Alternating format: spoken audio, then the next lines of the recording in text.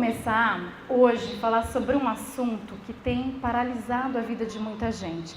Então, é um assunto profundo e nós vamos fazer uma série.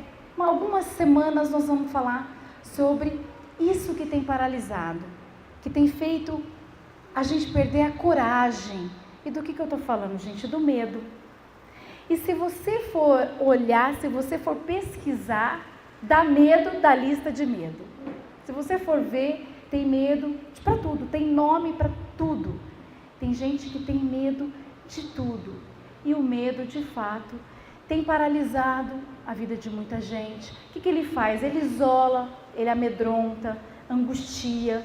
É difícil, é ruim sentir medo, não é? Principalmente quando você sente, você fica acuado. E principalmente porque hoje o acesso à informação, né? Se você ficar em casa um pouquinho, se você ligar a televisão, você vai ver tantas coisas. E se você não tiver uma estrutura, uma fé no Senhor, você de fato fica amedrontado com tudo. Porque o mal está à nossa volta. Então, o medo é uma arma na mão do diabo contra as nossas vidas. E nós vamos aqui falar um pouquinho sobre alguns medos que o Senhor quer que a gente vença, amém? Quando criança, eu tinha mais ou menos uns 4 anos. E, assim, os meus pais são aposentados, eram funcionários públicos. E eles trabalhavam e os horários eram meio complicados. Então, o meu pai ficava com a função de buscar a gente na escola, de dar a alimentação, né, o almoço. E a minha mãe chegava no meio da tarde. E nessa escolinha estudávamos eu e meu irmão, que é mais novo do que eu. E num desses dias, o meu pai, investigador de polícia, teve uma ocorrência numa cidade vizinha. E nós não tínhamos esse acesso que tem hoje para se comunicar, né? E aí o meu pai foi achando que daria tempo de voltar para me pegar. E aconteceu que o negócio ficou muito sério nessa cidade e simplesmente eu fiquei na escola com o meu irmão. Por horas e horas e horas e horas. E eu me lembro de ter tido esse pensamento: o meu pai me esqueceu. O meu pai esqueceu da gente. Meu irmão pequenininho. Meu pai esqueceu da gente. A minha mãe nem sabia do que estava acontecendo. Ela chegou em casa, cadê? Logo chegou a professora, porque cidade menor, todo mundo conhece todo mundo. Veio a professora com meu irmão no colo e comigo de mãozinha dada, chegando em casa, até que meu pai chegou desesperado para esclarecer tudo o que tinha acontecido. E eu me lembro de aos 4 anos ter pensado isso. Nossa, meu pai me esqueceu. Só que passaram alguns anos, com 7, estávamos de férias da escola, né? E aí a minha aula de piano mudou. Ao invés de ser à tarde, passou a ser de manhã, num específico dia da semana. E eu tinha aula de manhã e assim, 4 horas da tarde, o meu pai me esqueceu de novo. E eu assim, meu pai me esqueceu de novo. E a minha mãe também não sabia de nada, porque assim, mudou a rotina dele. De repente, à tarde, daqui, cadê? E quando nós conseguimos falar, ele falou: meu Deus! Esse sentimento, de uma certa forma, acabou entrando dentro de mim, no sentido de eu não querer que não cuidasse de mim, mas do desespero que eu sentia quando ele não chegava. E aí, aos 7 anos, quando eu estava na primeira série, houve um problema na escola e eu tive que mudar de escola. Eu tenho uma irmã mais velha, um pouco mais velha que eu, muita gente, muito juntas, e aí a minha mãe teve que me mudar de escola, mudou toda a minha classe, né, de amiguinhos, todos foram para outra escola. Eu lembro a sensação. Eu ligava de hora em hora para minha mãe no trabalho dela, dizendo a seguinte frase: a senhora jura que vai me buscar? Filha, eu vou te buscar. Passava uma hora, mãe, a senhora jura que a senhora vai me buscar? Vai mais cedo. Eu vejo o carro estacionado. Filha, eu vou te buscar. Gente, todo dia. Só que assim, a hora que meu pai me deixava na escola, e ele falava: posso ir? Eu falava: pode. Quando aquele portão, assim, a cena, quando aquele portão fechava, eu escutava a Brasília branca, 6612 a placa, a Brasília branca fazer um ronco. Eu chorava, entrava para a classe chorando. E a professora falava assim, não entendo por que você chora tanto. E eu, porque eu tenho medo do meu pai não vir me buscar. Isso uma semana, assim. Mas eles assim, o que está acontecendo com ela? Aí, o que eu comecei a fazer? Comecei a falar para a coleguinha de trás assim, ó, desde que eu sentava na carteira, gente, você jura? Vamos combinar? Se o seu pai chegar primeiro, você espera o meu comigo? Ela falava assim, tá bom. Um dia, segundo, ela já estava cansada. Até um dia, e gente, toda vez a minha mãe estava lá. Toda vez eu conseguia olhar e ver o carro estacionado. Olhava pela janela e falava, ai, chegou. Isso meia hora antes das 5, tá? Eu já ia lá olhar. E aí teve um dia que essa minha coleguinha, eu falei assim, você jura que... Ela falou assim, ai, não vou ficar, não vou esperar hoje eu não quero. Gente do céu. E aí o que aconteceu? Nesse dia, a minha mãe não achou vaga no mesmo lugar. Parou em outro lugar. Eu me desesperei, quase que eu desmaiei lá fora.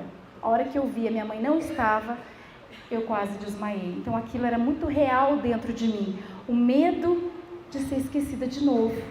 E nesse dia eu tive febre. Eu comecei a sofrer de vômitos. E aí, ao pediatra, levou a pediatra e ela disse, olha, dá um tempo para ela. E eu falei, mãe, eu não quero mais ficar naquela escola, eu quero voltar para outra escola. Porque na outra eu ia embora com a minha irmã. Não tinha problema de esperar. E a minha mãe acabou fazendo isso. Ao longo da minha adolescência, eu sofria com esse medo. Então, assim, toda vez eu pedia, deixa eu ir de bicicleta. Eu vou e volto, não preciso esperar. E na minha adolescência, eu ficava pedindo para as pessoas, você espera comigo? Você não me deixa? Você espera a minha mãe chegar? Qualquer compromisso, gente, festa de aniversário, eu já chegava pegando assim, quem que eu vou pegar para esperar minha mãe chegar comigo? Isso era muito, eu sofria demais com isso. Então, o medo que Deus quer falar com a gente hoje é o medo de ser esquecida. O medo de ser esquecido. O medo do esquecimento. Talvez você está aqui, você está pensando, eu fui esquecida pelo meu pai. Viviane, minha mãe me esqueceu, eu fui esquecida pela minha mãe. Eu fui esquecida por tal pessoa, eu fui abandonada. Eu sinto isso que você está falando, esse sentimento de esquecimento. Eu sei o que é. Você sabe que no Facebook tem muitas páginas de pessoas com medo de serem esquecidas. Eu digitei isso e apareceu muitas. E tem uma frase que está escrito assim, ó. Ser esquecido dói, mas tentar esquecer que foi esquecido dói mais ainda. Ser esquecido dói, mas tentar esquecer que foi esquecido dói mais ainda. Então você está pensando, eu fui esquecida. Ou talvez você está pensando assim, não, Viviane, não foram as pessoas que me esqueceram, Deus me esqueceu. Eu recebo mensagem toda semana de gente falando, Deus esqueceu de mim. E você fala, Deus, cadê o meu bebê? Cadê meu casamento? Deus, cadê os meus sonhos? Cadê minha faculdade? Cadê que as coisas não acontecem na minha vida? E o povo de Deus, a Bíblia diz que o povo de Deus estava no cativeiro. Eles tinham ido para o cativeiro e passaram anos e anos e eles falaram, Deus se esqueceu de nós. E o profeta Isaías falando para eles, e eles falaram, não, Deus se esqueceu de nós. Mas a resposta de Deus é a resposta para você hoje aqui. Deus disse, acaso pode uma mãe se esquecer do filho que ainda amamenta? E mesmo se ela vier a se esquecer dele, eu jamais me esquecerei de ti, diz o Senhor. E ele continua, eu tenho o seu nome gravado na minha mão. Deus não te esqueceu. As pessoas podem ter te esquecido. E uma forma de você superar esse abandono é sabendo que Deus não te esqueceu. E a Bíblia diz que Ele jamais pode nos esquecer.